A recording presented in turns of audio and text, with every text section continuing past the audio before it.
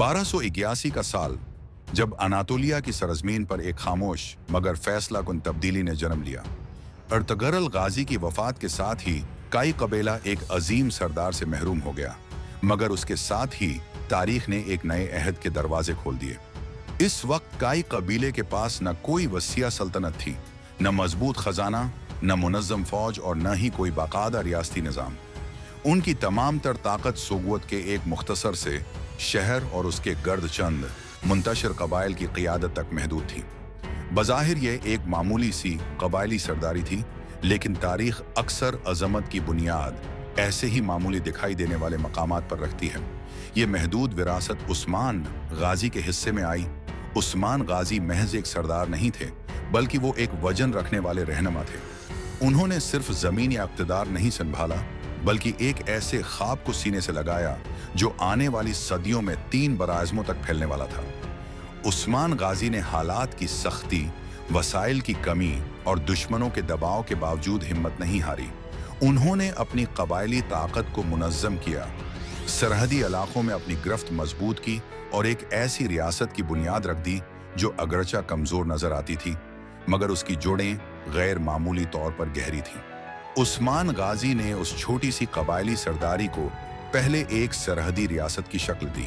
ये वो ज़माना था जब मिस्र की रोमी सल्तनत कमज़ोर हो रही थी और अनातोलिया में ताकत का तवाज़ुन तेज़ी से बदल रहा था। उस्मान गाजी ने उसी खला को पहचाना और अपनी फतूहात को दानिशमंदी के साथ आगे बढ़ाया। मगर इस तमाम तर कामयाबी के बावजूद हकीकत यही थी कि उस्मानी रियासत अभी मुकम्मल तौर पर एक सल्तनत नहीं बनी थी। उसके पास न कोई बाकायदा इंतज़ामी ढांचा मौजूद था, न मुस्तकिल तनख्वाहदार फौज, न रियासती खजाना भरपूर था, न बहरी ताकत और न ही कोई बंदरगाह जिसके जरिए समंदरी तिजारत या फौजी नकल व हरकत मुमकिन हो सकती। यूं ये एक ऐसी रियासत थी जिसकी बुनियाद तो मजबूत रखी जा चुकी थी, मगर उस पर अज़ीम शान इमारत की तामीर अभी बाकी थी। उस्मान गाजी ये जानते थे कि सिर्फ फतूहात से रियासत कायम नहीं रहती, बल्कि निज़ाम, नज़म व ज़ब्त और इदारे ही किसी रियासत को दवाम बख्शते हैं। मगर कुदरत ने उन्हें ये काम मुकम्मल करने की मेहनत ना दी। जब उस्मान गाजी का इंतकाल हुआ तो उनके बेटे ओरहान गाजी की उम्र तकरीबन 40 बरस थी। ये उम्र तजर्बे, पख्तगी और फैसला साजी की होती है। ओरहान गाजी अपने वालिद की बीमारी के आखिरी अय्याम में ही अमली तौर पर रियासत का इंतज़ाम संभाल चुके थे। उन दिनों में उन्होंने न सिर्फ अस्करी मामलात को संभाला, बल्कि कबायली सरदारों, इल्मान और अवाम के साथ अपने ताल्लुकात को भी मजबूत किया। वो एक ऐसे रहनुमा के तौर पर अभर रहे थे जो सिर्फ तलवार से नहीं बल्कि तदब्बर से भी हुकूमत करना जानता था। ओरहान गाजी को एक ऐसी रियासत विरासत में मिली जो फैल तो रही थी, मगर अंदरूनी तौर पर नाजुक थी। हर तरफ दुश्मन मौजूद थे।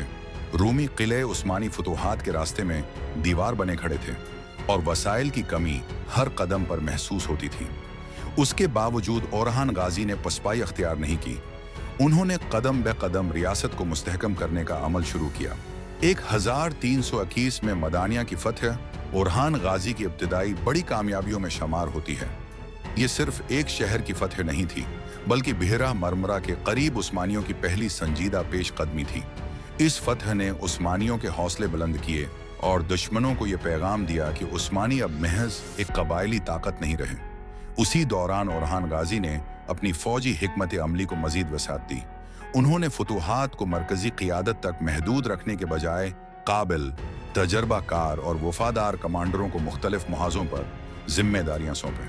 कोनवर आलिब को वादी इस्कारिया से लेकर बिहरा इसवद के साहिल तक पेश कदमी का हुक्म दिया गया, जहां जमीन दशवार गुजार थी और दुश्मन हर मोड़ पर मौजूद है था। दूसरी जानिब आकचा कोचा को इज़मियत की जानब रवाना किया गया, जो न सिर्फ एक अस्करी हदफ था बल्कि मुस्तकबल में तिजारती अहमियत भी रखता था।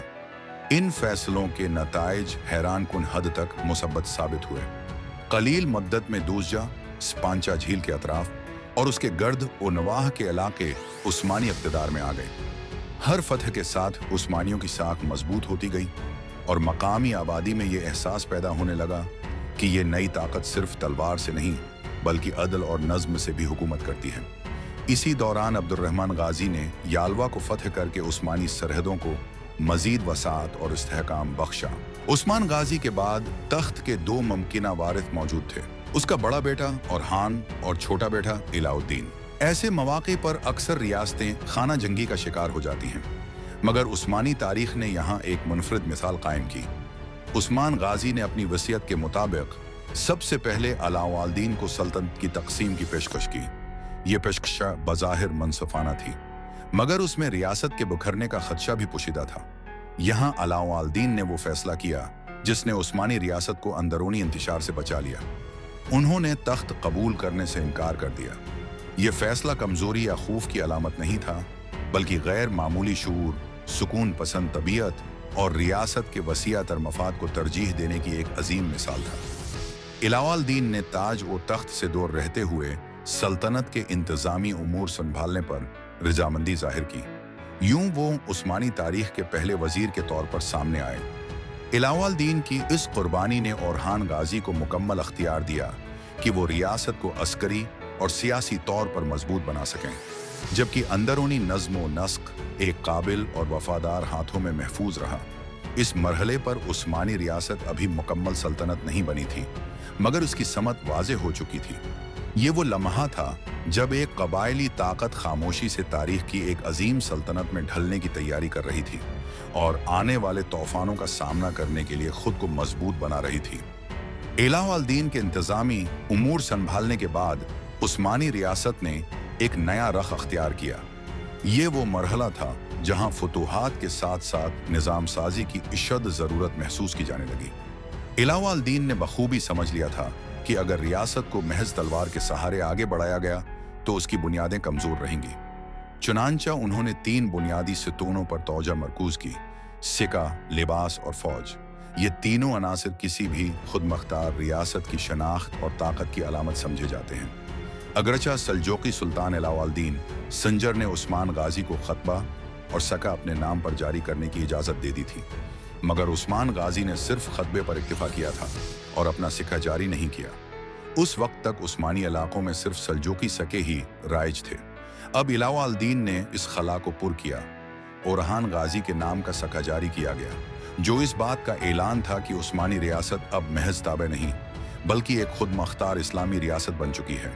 ये इक़दाम बज़ाहिर एक अलामती कदम था, मगर उसके सियासी उसरात निहायत गहरे थे। उसके बाद अलाउद्दीन ने लिबास से मुताल्लिक़ क़वानीन नाफिज किए। शहरी और देहाती, मुस्लिम और गैर मुस्लिम, हर तबके के लिए अलग लिबास मुकर्रर किया गया। मकसद ये था कि रियासत में नज़म व ज़ब्त, शनाख्त और समाजी तवाज़ुन कायम रहे। उन इस्लाहात ने उस्मानी माशरे में एक वाज़ेह साख़त पैदा कर दी, जहाँ हर फर्द अपनी ज़िम्मेदारी और मकाम से आगाह था। मगर अलाउद्दीन का सबसे अजीम कारनामा वो था जिसने आने वाली 3 सदियों तक उस्मानी 2023 सल्तनत को नाकाबिल तस्खीर बना दिया। ये कारनामा था बाकायदा फौज का क़याम। कबायली लश्करों के बजाय मुस्तक़ल, मुनज़्ज़म और तनख्वाहदार फौज तश्कील दी गई, जो बाद में यनीचरी के नाम से मशहूर हुई। ये फौज सिर्फ जंगजुओं का मजमुआ नहीं थी, बल्कि एक उदारा थी जिसमें नज़्म, इताअत और रियासत से वफादारी को सबसे ऊपर रखा गया। यही वो फौज थी जिसके बल बोते पर उस्मानियों ने यूरोप में सदियों तक अपने कदम जमाए रखे। फौजी इस्लाहात के बाद अब ओरहान गाजी ने अपनी पूरी तवज्जो फतूहात की जानिब मरकूज कर दी। 6 अप्रैल 1326 को बूरसा की फतह उस्मानियों के लिए एक तारीखी सिंग मैल साबित हुई। बूरसा न सिर्फ एक अहम शहर था, बल्कि मुस्तकबल में उस्मानी दारुल हुकूमत बनने की सलाहियत भी रखता था। बूरसा की फतह के बाद उस्मानियों की नज़रें अब 2 इंतहाई अहम शहरों पर जा टुकी: इज़निक और उज़्मियत। इस वक्त इज़निक एक बड़ा सनाती शहर था, जो अपने मजबूत क़िलाओं और मोटी दीवारों की वजह से मशरक़ी रोमी सल्तनत का फ़ख्र समझा जाता था। ये आर्थोडॉक्स ईसाई दुनिया के मक़दस शहरों में से भी एक था, जिसकी वजह से उसकी मजहबी और सियासी हैसियत गैर मामूली थी।